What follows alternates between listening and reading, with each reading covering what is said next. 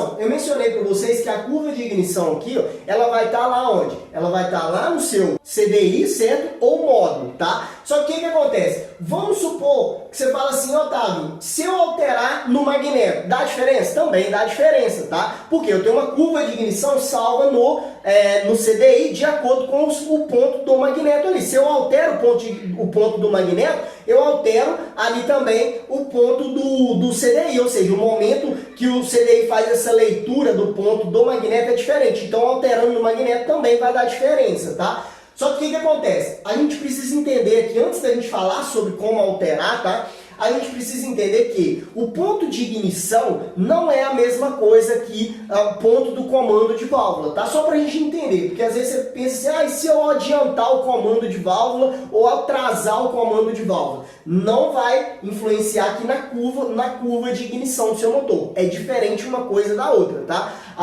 O ponto do comando de válvula é quando eu adianto a abertura das válvulas ou eu atraso a abertura das válvulas. Beleza? A curva de ignição, o ponto de ignição do motor pelo magneto, CDI e módulo é diferente, beleza? Então, primeiro passo, como que eu altero, tá? Agora que eu já entendi que são esses fatores, a diferença desses fatores, como que eu altero a curva de ignição do meu motor? Primeiro passo, se a gente for olhar aqui eu expliquei que a curva de ignição é por determinada rotação. Então, para você alterar e ter resultado com isso, você precisaria de um CDI programável, certo? Você consegue fazer a alteração com CDI programável, uma injeção piggyback, que ela também te dá as opções de você alterar a curva de ignição, adiantando ou atrasando, certo? E também uma injeção programável, ou fazendo remap da sua moto injetada. Falando da carburada, como que eu faço para alterar a curva de ignição de uma moto carburada? CDI programável. O CDI programável ele te dá as opções de você conseguir alterar o ponto de ignição em determinada faixa de rotação,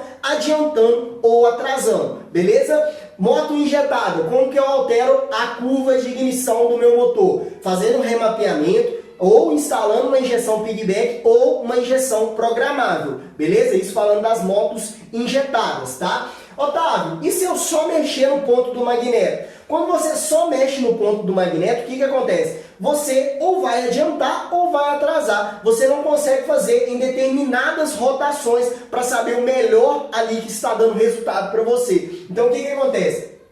Olhando por essa ótica, que o que vai trazer resultado é você fazer o acerto por determinada rotação e carga, mexer só no magneto, nos ressaltos do magneto, não vai trazer resultado para você. É claro que se você mexer no magneto adiantando, o que acontece quando eu adianto o ponto? Tá? Eu vou ter uma pressão maior sobre a cabeça do pistão ali, vou ter uma temperatura maior, meu pistão, eu vou ter mais torque, tá? No meu motor, quando eu adianto o ponto, tá? Eu vou ter mais torque devido a essa combustão ali que está acontecendo, tá? Igual eu expliquei aqui para vocês. E atrasando eu melhoro as altas rotações. Então, se você mexe no magneto, tá? O que acontece? Você ou altera, ou você vai melhorar as altas, ou você vai melhorar as baixas rotações. Quando a gente fala de ponto de ignição e fazer alteração para ter resultado, é trabalhar todas as faixas de rotação do seu motor. Porque quando a gente prepara o motor, ou seja, faz a preparação do motor, a gente não quer ganhar só numa determinada faixa de rotação. A gente quer que o nosso motor ele tenha um equilíbrio bom, ele tenha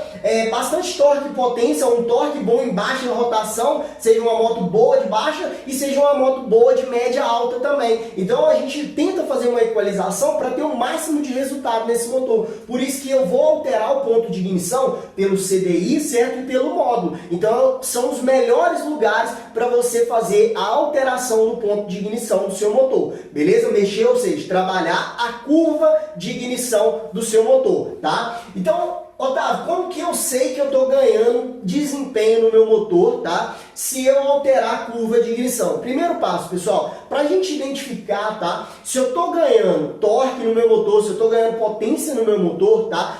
Trabalhando a curva de ignição da minha moto, eu preciso entender que para mim analisar esses fatores, eu preciso colocar a moto no dinamômetro, beleza? Eu coloco a moto no dinamômetro e analiso os gráficos e vou trabalhando a curva de ignição desse motor, certo? Eu vou trabalhando das baixas, médias, porque o dinamômetro vai me dar um gráfico e através desse gráfico eu consigo analisar se eu coloco mais pontos, se eu atraso um pouco. Então eu consigo ir trabalhando o ponto de ignição, adiantando, atrasando, em determinadas faixas de rotação, para mim ter o quê? O máximo de potência e desempenho nesse motor. Então eu analiso pelo dinamômetro, beleza? É o melhor lugar para você fazer o acerto da curva de ignição do seu motor.